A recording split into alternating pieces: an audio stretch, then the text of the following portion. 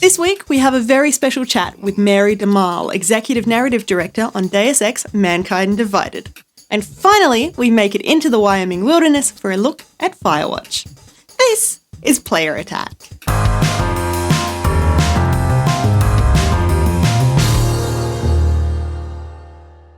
Hi, I'm Jessica Citizen, and this week, still more publishers have pulled out of E3.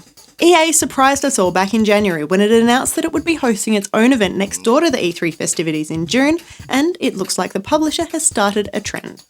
Now, Activision has confirmed that it won't be presenting a booth in 2016, and neither will Disney, and neither will the juggernaut that is Wargaming. Activision's absence is surprising, but the publisher isn't gone completely. The upcoming Call of Duty title will be shown off at the PlayStation booth, just a few years after the franchise was heralded as an Xbox flagship title. Other than that, we're not expected to hear much from Destiny, Skylanders or Guitar Hero, more's the pity.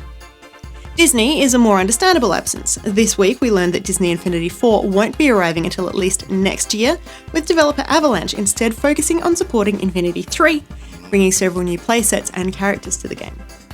Wargaming also is not a huge shock, with a spokesperson explaining that E3 just doesn't fit the company's current direction. Given that the direction largely revolves around free-to-play digital games, it makes sense that a retail-centric event like E3 is one they can afford to skip. With just 3 months to go before the biggest show in the gaming calendar, who knows if anyone else will drop out? And the bigger question, who knows if they'll be back for 2017? But speaking of wargaming, their historical department isn't messing around.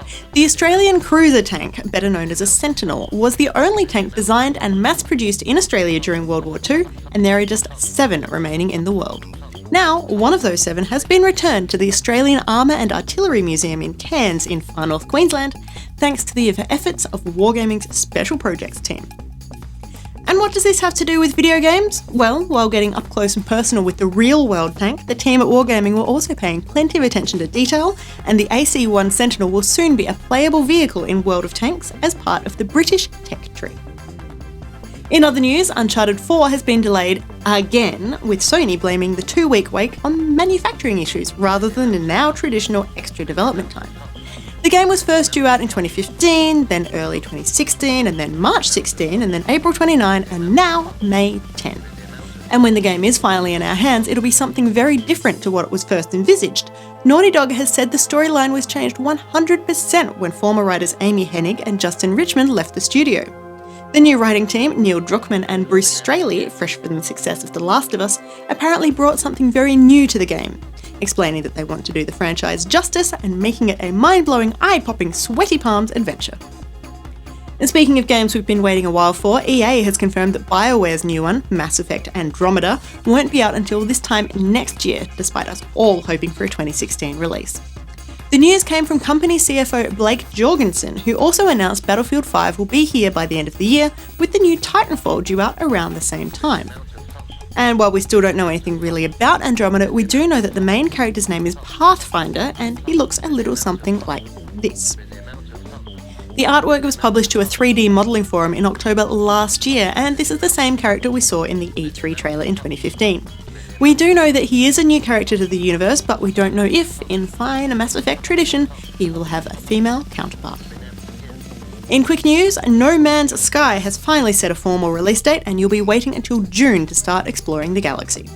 It's worth noting that this one comes with a full retail price tag, whether you buy it digitally or from a store, disappointing more than a few potential fans who are hoping to pick it up at an indie discount.